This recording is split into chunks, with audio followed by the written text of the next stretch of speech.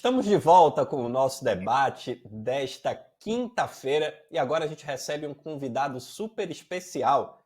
É o treinador da equipe que está na liderança da Série C do Campeonato Brasileiro, competição que você confere aqui no nosso futebol. Deixa eu chamar aqui para a nossa mesa o Rafael Lacerda, técnico do Amazonas, que está liderando o Campeonato Brasileiro, assumiu na última rodada a ponta da competição e vai trazer para a gente como é que funciona o elenco, como é trabalhar com o Sassá, a realidade do futebol, não só do Amazonas, mas da região norte no Brasil, e vai somar com a gente no nosso debate de hoje. Tudo bem, Rafael? Seja muito bem-vindo ao nosso debate. Boa tarde, Matheus. Boa tarde, Amanda. Prazer muito grande estar participando do programa. A gente que acompanha o trabalho de vocês fazendo uma super cobertura, né, desse Campeonato Brasileiro da Série C. E estou muito feliz de poder participar, de bater esse papo com vocês, de falar um pouco sobre o Amazonas, o estado do Amazonas, futebol do Norte, né? E da nossa história que a gente vem construindo até o momento aqui dentro do clube. Fique à vontade, Amanda.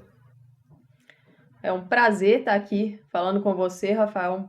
Muito parabéns aí por esse início do Amazonas na Série C, a primeira vez da Onça Pintada na competição e já está na liderança. Eu queria saber de você um pouco sobre a consistência do seu trabalho, né? Você está aí há pouco mais de um ano no comando do Amazonas, são apenas 5 derrotas no todo, é um time muito competitivo e a gente percebe que, ainda que tenha algumas oscilações dentro da partida, consegue ficar no jogo, competir até o final, vencer adversidades. Como é que tem sido aí esse processo para você no Amazonas? É verdade, a gente está há mais de um ano aqui, né? 1 ano e 3 meses, acredito, estamos completando aqui. Um trabalho que para futebol brasileiro já é duradouro, né? Não é normal. Então a gente tem essa questão que influencia muito, né? A gente tem uma base de time que já vem lá da Série D do ano passado. Claro que houveram muitas mudanças nesse processo, né? A gente chegou aqui ano passado, teve que fazer uma reformulação dentro do elenco.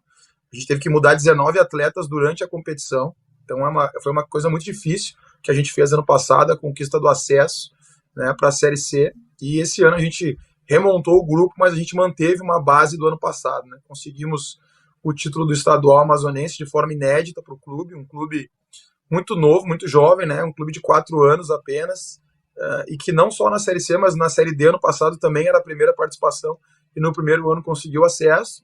E agora a gente vem nesse trabalho da Série C, a gente conseguiu trazer reforços pontuais depois do título do estadual. Hoje eu estou com um elenco de 34 atletas, existe muita competitividade entre os atletas dentro do grupo.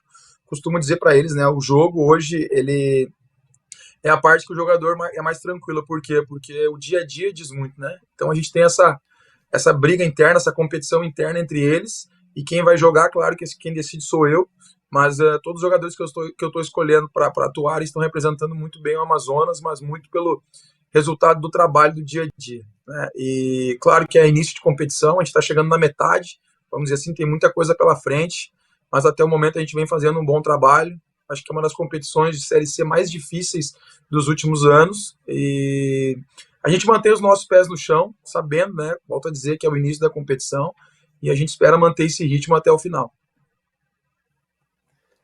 Rafael, tem uma coisa que me chama muita atenção na tua história, na tua carreira como atleta e também como treinador. A tua carreira basicamente é construída na região sul do país, no Rio Grande do Sul, jogando e iniciando trabalhos também como treinador. De repente você aparece como técnico do Amazonas, já emenda um acesso de Série D do Campeonato Brasileiro com título estadual e já está liderando a Série C do ano seguinte, tudo isso com um ano e pouco à frente do clube. Como é que foi a tua adaptação a Manaus, ao estado do Amazonas? Como tu compreende a tua vivência em Manaus para que esse trabalho dê tão certo e seja longevo? Matheus, como tu falou, a minha carreira praticamente toda foi lá no sul do país, principalmente no Rio Grande do Sul, que é o meu estado natal, tanto como atleta como treinador. Eu estava no meu 3º ano como treinador. Trabalhei por 2 anos na equipe do Caxias, depois tive uma passagem pelo Aimoré de 10 meses, e comecei a entender, junto com o pessoal da comissão técnica e pessoas que trabalham junto comigo, que era o momento de a gente abrir mercado fora do Rio Grande do Sul. e nisso surgiu o convite do Amazonas, através do executivo do clube, que foi um executivo que eu já tinha trabalhado antigamente no Luverdense, quando atleta ainda, né, que é o Ângelo, e surgiu o convite. Eu aceitei, mas eu confesso que não imaginava que eu ia encontrar aqui no Amazonas, né? Quando eu cheguei, eu falei anteriormente, né, a gente teve que fazer uma reformulação muito grande, e a adaptação foi muito tranquila. Eu costumo dizer que o norte do nosso trabalho aqui é o dia a dia do trabalho, né? Muito trabalho, a gente se dedica muito, não só a comissão técnica, mas os atletas, staff, e a gente se adaptou muito bem, né? Apesar de ter uma cultura diferente, de ser do outro lado do Brasil praticamente, um clima totalmente diferente do sul do país, muito quente, muito calor aqui no Amazonas, mas a gente se adaptou muito fácil. A gente conseguiu trazer também atletas que a gente conhecia, que estavam no nosso radar, alguns atletas que eu consegui trabalhar anteriormente, principalmente no ano passado, no grupo que a gente montou da Série D, eu consegui trazer vários atletas que eu já tinha trabalhado também lá no sul do país, alguns atletas, inclusive, até que eu joguei, né, quando atleta, inclusive no grupo que a gente tem hoje, tem 2 atletas que jogaram comigo na época de jogador. Então, o estado do Amazonas, costumo dizer para os jogadores que é um estado que abre muitas portas, né? É um lugar para te vir, para te trabalhar, para te conquistar coisas, e é isso que a gente fez quando a gente veio para cá, né? A gente veio para cá de peito aberto, né? Com o objetivo de conquistar, de abrir mercado, e é o que a gente está fazendo. A gente está procurando fazer o nosso trabalho da melhor maneira possível. Claro que o clube nos dá uma condição também muito boa de trabalho, e englobado com toda a vontade, né, de querer conquistar coisas maiores, os resultados eles acabam acontecendo. Estamos de volta aqui com o nosso debate. Quero voltar para esse bloco pedindo desculpas para você, né? Estamos com problemas técnicos aqui. Você vê que a nossa internet sofre com alguma instabilidade. Então, desculpa para você que está acompanhando esse programa. A internet veio para salvar, né? Mas quando ela está com a pá virada, também nos deixa aí em apuros. Então, 1000 perdões para você. Agora parece que vai, hein? Nós é igual vara de marmelo, enverga, mas não quebra. Estamos de volta aqui então no nosso debate. Pedir desculpas também para o nosso convidado, o professor Rafael Lacerda, treinador do Amazonas, líder do Campeonato Brasileiro Série C, uma sequência invicta aí de 8 partidas. Perdão, Rafael Lacerda, é uma honra falar com você, primeira vez que eu falo com você aqui no ar, né? Então uma honra também recebê-lo aqui no nosso debate. Não, o prazer é todo meu, tá tudo certo. Tá certo. Rafael, inclusive já quero fazer uma pergunta, né? O Amazonas, a gente tem falado bastante do Sassá, o Amazonas tem 15 gols hoje na competição, o Sassá marcou 11 deles. Você tem alguma preocupação para essa Sassá dependência, caso ele não possa jogar, seja suspenso ou até mesmo, né, se lesione, a gente torce para que não, inclusive, ou também um plano B para caso de ausência do Sassá, até porque a Amanda lembrava no primeiro bloco que as janelas das séries B e A estão para se abrirem, né? E o Sassá com certeza está chamando a atenção. O Amazonas tem um plano também para permanência do atacante? É verdade, mas o Sassá vive um grande momento. Eu costumo dizer que internamente, e já falei isso para a imprensa, isso que está acontecendo com ele é só fruto do trabalho dele. Um cara extremamente profissional, dedicado. Eu posso dizer, nessa minha carreira de 4 anos como técnico, é o jogador que mais pede complemento após os treinos. Todo treino ele quer fazer complementos, todo treino ele quer fazer finalização. Muitas vezes nós temos até que brecar um pouquinho, fazer calma, Sassá, segura.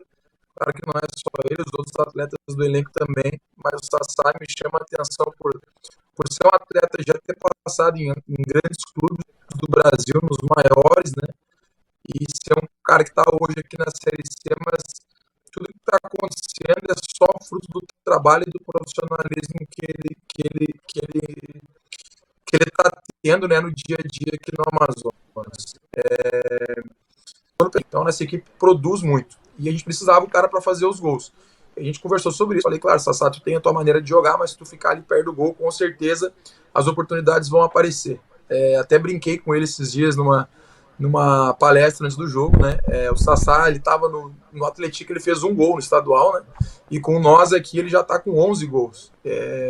Claro que entra a qualidade do atleta, mas também o conjunto da equipe está facilitando para ele, né? Prova o último jogo, né? Que ele fez os 2 gols de pênaltis. ele teve 2 assistências, né, saiu praticamente cara a cara e acabou sofrendo pênalti, e ele converteu os 2. Né? Então a gente está muito feliz com o trabalho dele, não individual só, mas o coletivo, né? Um cara extremamente de grupo, um cara que está nos ajudando muito no dia a dia, com a sua experiência, com a sua liderança, né? Para quem não conhece ele. Essa questão de permanência ou não, a gente sabe que isso é normal no futebol, os atletas que vão se destacando, não é só o caso do Sassá, faz parte, a gente está acostumado, vão aparecer situações, e aí cabe ao atleta, né, ver o que é melhor para ele, né, ele vive um grande momento, será que é bom sair, será que é bom ficar?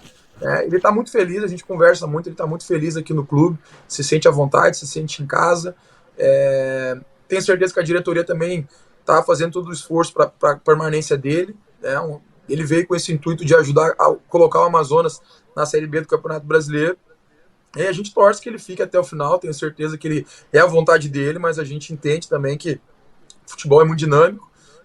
Dentro do grupo a gente possui 3 jogadores da mesma função, né?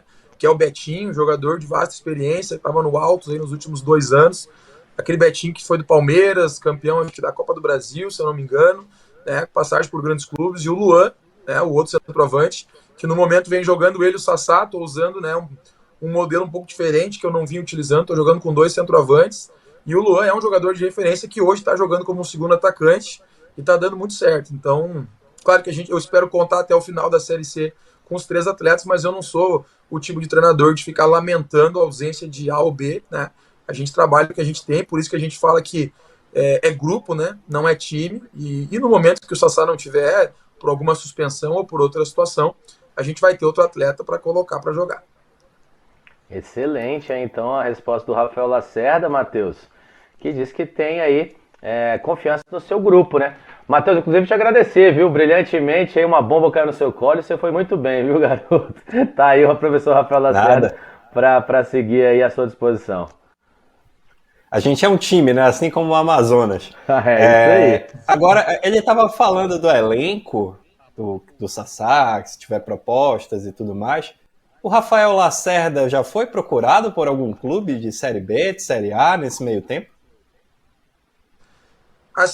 Desde que a gente chegou aqui no ano passado, eu tive muito próximo de sair na metade da competição da Série D, né? E, na verdade, a gente ficou muito próximo mesmo e acabou no último momento, a gente acabou decidindo ficar. Graças a Deus eu fiz a escolha de permanecer, né? Tive uma conversa, vamos dizer assim, na madrugada, foi 1h da manhã, eu fui até, o presidente me chamou na casa dele, a gente teve uma conversa e a gente optou pela permanência. Acabou, deu tudo certo, a gente conseguiu o acesso, né?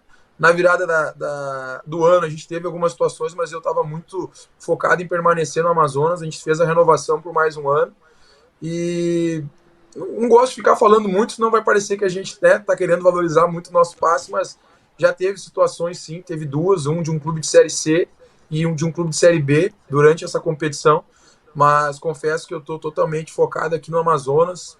Eu sou jovem ainda, né, 39 anos, estou conseguindo fazer trabalhos duradouros, né? No Caxias eu permaneci por 2 anos, fiquei 7 meses como auxiliar, logo que eu parei de jogar, fiquei 7 meses como auxiliar técnico da casa, depois assumi o clube como treinador, fiquei 2 anos, que não é muito normal.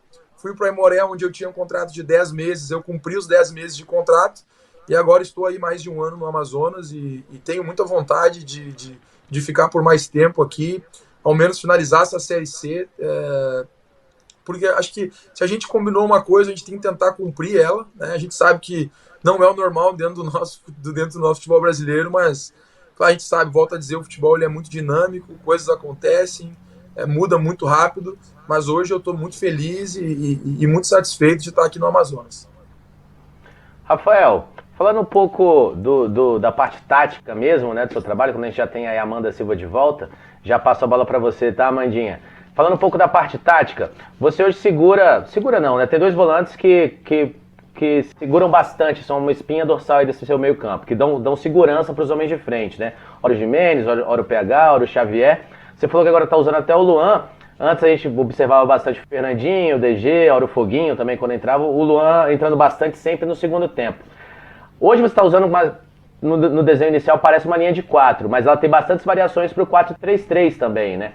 Então eu queria saber de você como gerir essas variações táticas, até para enfrentar um outro time, se você tenta observar o adversário, para mudar o seu desenho, mudar a sua forma de jogar, e como você pensa para essa sequência aí, se vai ser desse jeito mesmo, se vai se apresentando as dificuldades, você vai lidando com elas.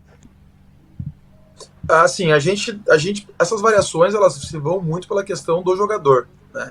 Eu não acho certo daqui a pouco eu ter o meu modelo de jogo, ter meu esquema e bater em cima disso e eu não ter atleta para cumprir essa função tática. Então eu me moldo muito em cima do que eu tenho nas mãos. Se eu tenho atletas que vão me possibilitar fazer determinado esquema de jogo, determinado sistema, a gente se adapta, né? Eu tenho que saber o que eu tenho nas mãos. E as variações, elas vão muito em cima dos atletas, né? A gente começou a ter uma variação maior agora, principalmente por essa questão do Luan, né? Eu nunca tinha usado até então 2 centroavantes jogando juntos. É a primeira vez aqui no Amazonas, com o Luan e com o Sassá, e confesso que é um sistema que a gente está gostando, que está bem encaixado. A gente tem a nossa maneira de marcar, a gente sempre prioriza marcar nas 2 linhas de 4, a gente não foge disso. Às vezes uma variação de um 4-1-4-1 ou de um 4-4-2, né? Não foge muito disso.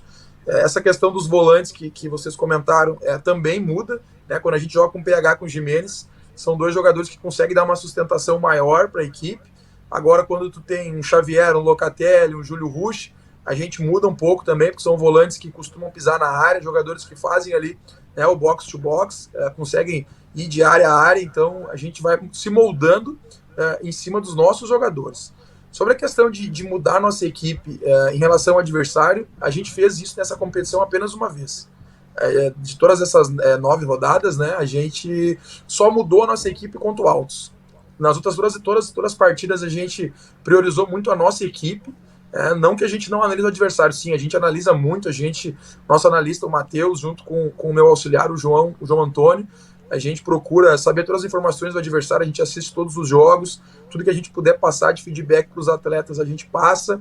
Claro que a gente, em algumas situações, a gente faz algum encaixe de marcação, alguma dobra de marcação, se a gente vê alguma necessidade em cima do adversário, né? Até alguns ajustes, né, de marcação e até no momento que a gente está com a bola, mas mudar totalmente o sistema que a gente joga só contra a equipe do Altos, que a gente viajou pensando em jogar de uma maneira, como a gente treinou 2 dias lá no Piauí e tivemos a oportunidade de ver o campo, né, que a gente ia atuar, a gente decidiu mudar, né? A gente não tinha jogado ainda com uma trinca de volantes, todos os jogos a gente tinha usado sempre um meia central, seja o Tavares, seja o Foguinho, o próprio Fernandinho.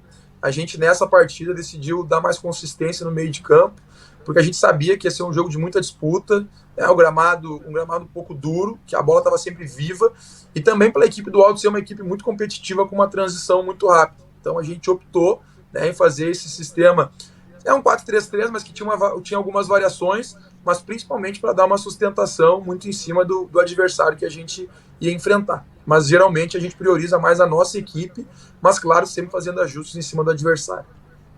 É isso, exatamente. Fiz essa pergunta em razão da formação contra o Altos, porque você jogou com o Locatelli, com o Gimenez e com o Xavier, né? E até só para complementar essa pergunta, antes de passar aqui sem querer ser egoísta, tá, colegas? Até também para dar mais oportunidades para o Renan Castro ultrapassar, já que ele é um dos laterais mais ofensivos dessa Série C, né? Isso é uma questão que nós temos 4 laterais. Eu falo muito isso para o nosso presidente, né? Ele conseguiu colocar na minha mão um grupo que eu tenho disputa em todas as posições, né? Prova as nossas escalações. Se vocês forem analisar, claro que a gente sempre é legal e importante a gente ter uma base de time, e a gente tem isso, mas os jogadores estão sempre pedindo passagem, né? A gente tem uma briga muito sadia nas laterais. Na direita, o Yuri e o Caio, 2 laterais que extremamente ofensivos, mas que tem uma boa sustentação de linha de 4. E do lado esquerdo, nós temos uma disputa que o Charles, que hoje não vem jogando, ele foi titular praticamente todo o campeonato estadual. Ele foi o titular absoluto da posição. Nas finais, o Renan Castro acabou jogando, e agora estava jogando o Renan. No último jogo contra o Altos, o Charles, até por ser um lateral também que passa muito, eu substituí no intervalo o Renan pelo Charles, né, principalmente para ter essa ultrapassagem. E é muito importante, né, tu ter essas coberturas, e quando a gente joga nesse sistema com a trinca, com os 3 volantes, tu dá ainda mais liberdade para os laterais poderem fazer a ultrapassagem, entrar por dentro, que tu consegue ter uma cobertura tranquila no momento de defender. Tá certo. A gente tem aqui números do Amazonas, e aí, enquanto a gente analisa, Amanda, já passar a bola para você também, pra gente dar uma olhadinha aqui primeiro, né, nos números do Amazonas. Tá aí, ó, Amazonas na Série C, destrinchado aí para você. Em posse de bola, média de 52,9%. Gols marcados 15, é o melhor ataque da competição. Gols esperados, aquele XG, né, 12,5, também o mais alto da Série C até aqui. Finalizações 120 nos 9 jogos, é o quinto melhor índice. Dá 374 passes por jogo, né, em média, então também o quinto melhor nesse quesito. Passes progressivos, aqueles passes mais em direção ao ataque, 67, terceiro melhor nesse índice. Passes para o terço final, 52 é o quinto melhor. E o PPDA aí é 8, então tá em quarto lugar nesse índice. Amanda Viana, a bola tá contigo. Números muito expressivos, né, do Amazonas. E aproveitar que o Rafael tocou nessa questão do elenco, o que eu gostaria de saber, Rafael, é sobre a zaga, porque o Yuri e o Renan são jogadores mais frequentes nas suas escalações. E os zagueiros, essa dupla de zaga, você tem mudado um pouco na competição, às vezes por opção, às vezes por necessidade, por questão de suspensão, como a gente teve o Thiago Spice fora nesse último jogo, lesão, o Jackson voltou, mas ficou um tempo fora. Eu queria saber se um dos seus desafios ainda no Amazonas tem sido chegar na dupla de zaga ideal? Amanda, a dupla de zaga, na verdade, é a maior dor de cabeça que eu tenho na minha equipe. Mas é a dor de cabeça pro lado bom, né? Eu sou muito criterioso, até brinco com os atletas, eu fui zagueiro, né? E não fui dos bons. E aí, quando tu não é dos bons, como eu não fui, eu tento que os meus zagueiros façam tudo que eu não conseguia fazer. E eu tenho o privilégio hoje de trabalhar com 6 zagueiros de alto nível. Para vocês terem uma ideia, desses 6, todos jogaram já na Série C.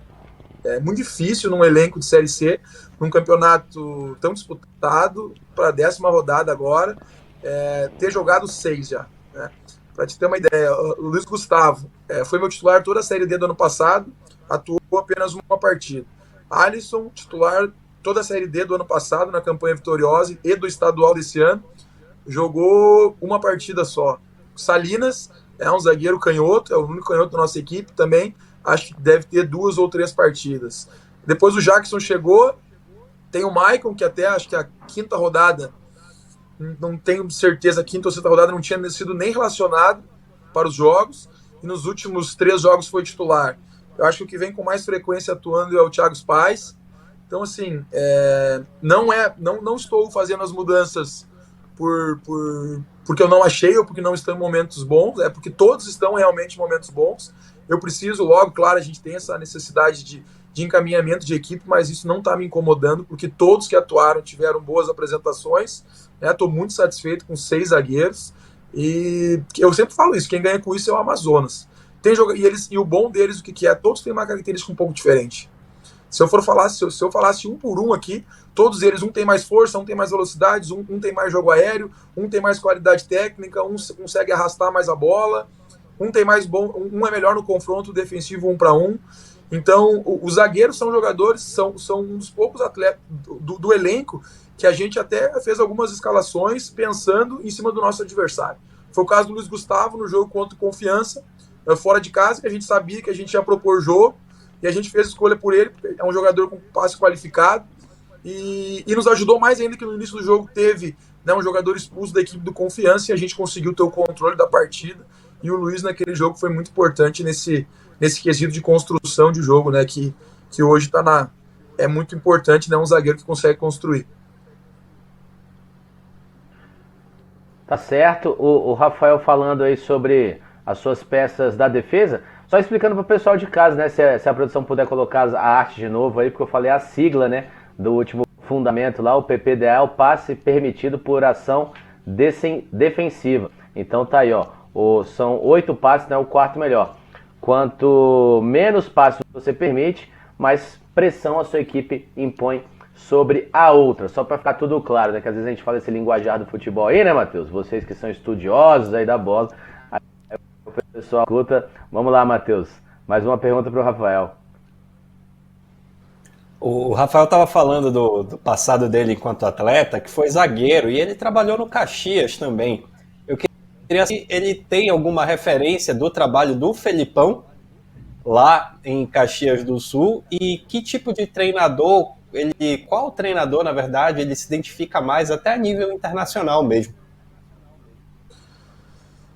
Assim, falando em treinadores, né, eu, eu não tenho um treinador como referência, né, acho que tem vários treinadores muito bons, mas eu prefiro ficar com os nossos aqui brasileiros, né, acho que, e principalmente não porque eu sou gaúcho, mas eu vou puxar para a escola gaúcha, acho que prova disso são os últimos treinadores da seleção brasileira, todos gaúchos, né, então é uma escola de técnicos que eu admiro, alguns com estilos diferentes, mas cada um com a sua peculiaridade, né, como tu mesmo citou, Matheus, Filipão, acho que referência, um cara, né, dispensa comentários. O Tite também, que vem do clube, trabalhou no clube que me formou, o Caxias, assim como ele, eu também iniciei no Caxias. Outro treinador que eu admiro muito, Mano Menezes. Claro que eles têm estilos diferentes, mas eu gosto de pegar um pouco de cada treinador, então acho que essa escola gaúcha ela está muito bem representada, então esses três treinadores são nortes assim para minha carreira, caras que eu admiro, caras que têm uma história muito bonita dentro do futebol e que eu tento, né, me espelhar para tentar seguir o passo, quem sabe, de um deles. Rafael, um time bastante recente, né? Fundado em 2019, você esteve na campanha do ano passado de acesso da D para C. Eu queria saber um pouquinho da parte interna mesmo, da parte organizacional da equipe, essa parte de tomada de decisões, se você participa com as pessoas, como funciona, porque a gente falava com o Zanardi em uma outra oportunidade, né, que vem aí também, inclusive também veio da Série D, e vocês estão hoje os dois times aí na ponta, o Amazonas é o líder, o São Bernardo o segundo colocado, que ele falava que não tem conselheiro, então as decisões são mais simples, entre aspas, né, de serem tomadas. Como que funciona essa parte aí no Amazonas? Então, mais ou menos parecido no Amazonas, e isso é muito bom. Né? As nossas decisões elas são tomadas diretamente, basicamente eu, o executivo de futebol e o presidente do clube. Né? O Wesley, claro que ele tem os vice-presidentes que também participam das decisões, mas em termos de contratações, vamos dizer assim, fica baseado nessas três pessoas. Claro que daí eu tenho a minha comissão técnica, que a gente também opina e trabalha juntos, mas é um clube também que não possui conselheiros, né, só os vice-presidentes que são atuantes no clube, mas as decisões principais são tomadas pelo presidente, pelo executivo, né, e isso facilita, porque tem clubes que tu tem que passar por conselheiros, por diretores, até chegar no presidente, depois volta, e aqui no Amazonas é resolvido de uma forma mais simples, acho que está dando certo isso também, a gente tem uma conexão direta, né, eu tenho linha direta com o presidente, então isso facilita em todos os sentidos. Claro que a gente, quem cuida da parte organizacional, de logística, de viagem, isso é com a direção, a montagem de elenco a gente consegue fazer sempre juntos, né, não tem, o Lacerda é só o que o Lacerda falar, ou só o que o presidente, ou só o que o executivo, não. Todas as decisões aqui são tomadas em comum acordo, né? Demanda tempo, demanda trabalho, mas a gente consegue sempre tomar as decisões juntos, né? E tá dando certo, a gente vem há 1 ano e 3 meses trabalhando dessa forma, uma forma mais tranquila, mais aberta, né? Não precisa fazer tantos rodeios para chegar a uma decisão, e isso, de certa forma, facilita e deixa as coisas mais tranquilas de serem resolvidas. Tá aí o Rafael Lacerda falando também, né, sobre essa desburocratização do futebol, e a gente tem visto aí os dois times na ponta. Amanda, deixar para você aí mais uma pergunta, você que chegou, teve um probleminha aí também, ficou menos tempo com ele, vamos lá. Bom, olhando, Rafael, para o próximo confronto, um jogo difícil contra o Náutico, uma partida até do topo da tabela, né? Um confronto direto. O Náutico vem muito bem nesse início de trabalho do Fernando Marchiori, também numa sequência de invencibilidade. Eu queria saber os preparativos do Amazonas para esse desafio e uma outra coisa também. O Amazonas jogou no último sábado, vai ficar parado aí pouco mais de 10 dias. Essa pausa, ela é boa pela questão de recuperar fisicamente, descansar, mas você acha que ficar parado muito tempo também é ruim pela questão do ritmo de jogo, por exemplo? Ficar parado muito tempo é ruim, mas essa parada que a gente teve agora, ela foi fundamental. A gente vinha de sequências muito, muito desgastantes, a nossa logística aqui, ela não é fácil, ela é difícil, a gente tem viagens longas, geralmente a gente tem que ir a São Paulo, Brasília, isso dá de 3 a 4 horas de voo, depois mais 2, 3 horas até o próximo destino. Então, as logísticas são desgastantes. Claro que o clube nos dá uma condição boa, a gente sempre consegue chegar com antecedência no local da partida. A gente treina geralmente no mínimo 2 vezes no local da partida, na cidade que a gente vai jogar. Mas para esse jogo contra o Náutico foi um período muito bom para recuperar os atletas. Hoje nós estamos com o DM vazio, não tem nenhum jogador machucado. Nós tínhamos apenas o Júlio Rusch, que agora retornou hoje no treinamento da manhã, então nós temos todo o elenco à disposição e isso é muito importante. Sobre a equipe do Náutico, já tive para assistir através do canal de vocês já 2 partidas do Náutico, a gente vai assistir mais ainda, né, a nossa equipe toda, né, de análise, e é uma equipe com muita qualidade, com muita tradição. Tenho certeza que vai ser o jogo mais difícil até então, até o momento, por vários motivos. Primeiro, pelo grande trabalho que o Fernando Marchiori vem fazendo desde que ele chegou no Náutico. O Marchiori é um cara experiente dentro da competição, que conhece. Ano passado teve o acesso com a equipe do ABC, então não foi à toa que ele foi para o Náutico. Tenho certeza que a torcida do Náutico também ajuda muito. Vai ser uma quarta-feira, né? O jogo na quarta-feira vai ser de bom público. Isso, claro, isso é muito gostoso para nós que somos do futebol. Gostamos disso, de estádio cheio, né? Esse clima gostoso que é de jogar com estádio com bastante torcedores. Então a gente vem se preparando da melhor maneira possível. Conseguimos recuperar os atletas, demos ênfase também em parte física, que a gente não pode deixar de lado. Então a gente vai conseguir até na segunda-feira, que deve ser a nossa viagem, preparar a equipe da melhor maneira possível. É uma equipe experiente, uma equipe que conta com grandes jogadores. Poderia citar vários aqui, mas posso citar o Souza, que para mim é um dos destaques da Série C. Né? A bola parada do Souza é incrível. Eu vi que vocês estavam até falando, de eu entrar no ar, vocês estavam falando do Souza, da bola parada. E hoje, bola parada, para mim, eu sou um defensor disso. Muitas pessoas falam, o time é só time de bola parada. Não, mas as pessoas não entendem que a bola parada é muito trabalhada. Se o Souza tem uma bola parada qualificada, é porque ele trabalha muito. Tem o Jael, jogador de altíssimo nível, um centroavante, assim como... Vai ser um jogo muito bom, porque acho que 2 clubes que tem 2 grandes centroavantes, nós com o Sassá e o Náutico com o Jael, e a gente respeita muito, a equipe do Náutico, mas a gente sabe das nossas qualidades, sabe do que a gente quer dentro da competição, e a gente vai para Recife para fazer um grande jogo e tentar buscar um resultado positivo. Tá, então convite também da gente para você que está assistindo aqui essa entrevista com o Rafael Lacerda, riquíssimo em conteúdo, Náutico e Amazonas, na quarta-feira, 7 horas da noite, com transmissão do canal Nosso Futebol. Rafael, já vou encaminhando aqui a nossa despedida, agradecer a sua participação, a sua disponibilidade, desejar sucesso na sequência da sua competição e também da sua carreira, e perguntar aí se dá para dar algum spoiler aí se o Amazonas ativo no mercado, se já tem algum nome aí engatilhado. Eu costumo dizer que o grupo nunca está fechado, né?